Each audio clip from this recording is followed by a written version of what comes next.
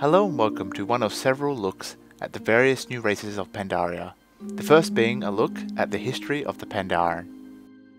The Pandaren are one of the most elusive races on Azeroth, rarely seen and even more rarely understood.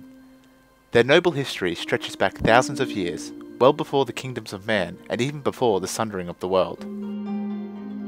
Almost 12,000 years ago, the land known as Pandaria was ruled by the Mogu, a monstrous race of warlords. The Pandaren slaves were forbidden from carrying weapons by their Mogu taskmasters, and during these dark times, the Pandaren monks would attempt to lift the spirits of their downtrodden brothers and sisters. These monks were their storytellers, brewmasters and healers who helped to keep their society together through these dark times. As the empire of the Mogu began to fray, the Pandaren saw their opportunity for revolution. As they had no weapons, the Pandaren trained their people to fight with their unarmed fists and feet, as well as master the use of positive energy or chi to empower themselves.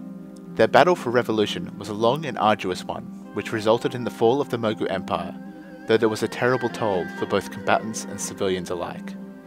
With the Mogu overthrown, the new Pandaren Empire was founded. Prior to the Night Elves' magic obsession and summoning of the Burning Legion, they were very close allies with the Pandaren, some even living amongst them. However, when the Night Elves started to become obsessed with magic, the Pandaren chose to sever their ties and enclose their borders in Pandaria. During the bleak final days before the sundering of the world, the last Emperor of Pandaria, Emperor Xiaohao, discovered a way to protect his land from the onslaught of demons. He was able to shroud the land of Pandaria in an impenetrable mist for 10,000 years. However, this left the land of Pandaria haunted.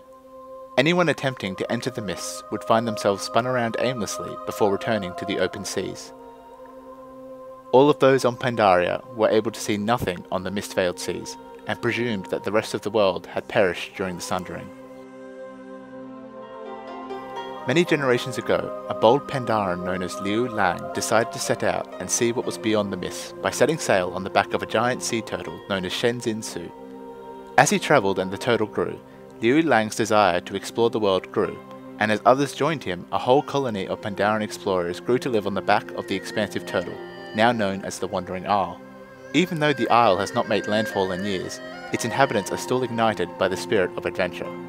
The Pandaren of the Wandering Isle are a rare breed, significantly more adventurous than their long-lost relatives on Pandaria, and when their great turtle is threatened, the students of the Wandering Isle must spring into action to rescue their homeland.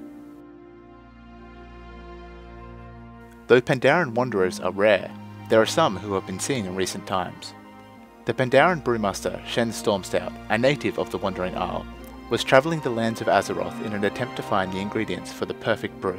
In his travels, he had a chance encounter with Rexxar the Beastmaster, which led him to assisting Rexxar and Thrall in the founding of the new Orcish homeland of Durotar. Never staying put for long, Shen quickly moved on to continue his journey for the perfect ingredients. After the wake of the Cataclysm, the mist surrounding Pandaria abruptly vanished.